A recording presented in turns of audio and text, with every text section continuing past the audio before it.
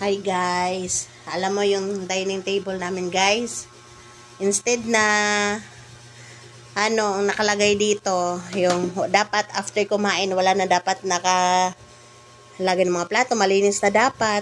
Yan. Ito guys, mga pusa namin, natitigas ng ulo.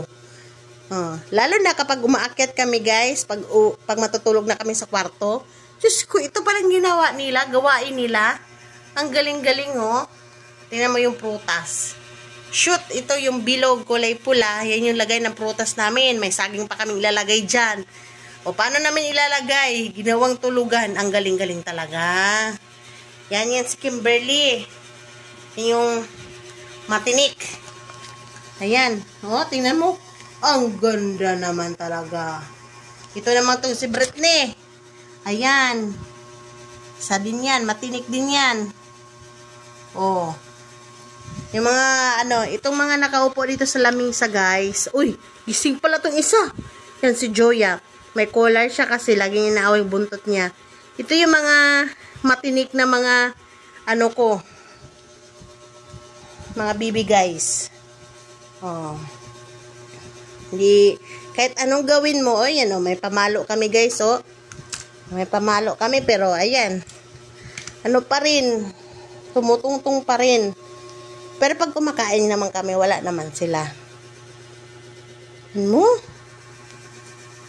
Oh, nagising na. Aba! Aba, huy! Huy!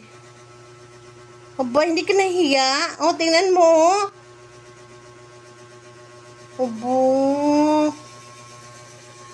Siya pa to, oh. Hindi talaga nahihiya. Aba! O, tingnan mo yung isang cat namin, guys. Dito lang siya sa baba. Ayan si Lovely. Ayan, pinakabunso sa lahat. Ayan lang. Ano siya, guys? Yung iba naman, nagtatago. Tapos yung iba, guys, ayan. Ayan si Beauty. Ayan. Diyan yung taguan niya.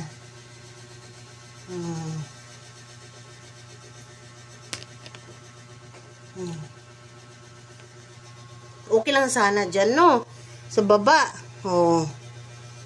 Yan, okay lang sana. Pero itong talaga naman to. Yan, no? Nagagaling lalo na to, oh. Ay, nako.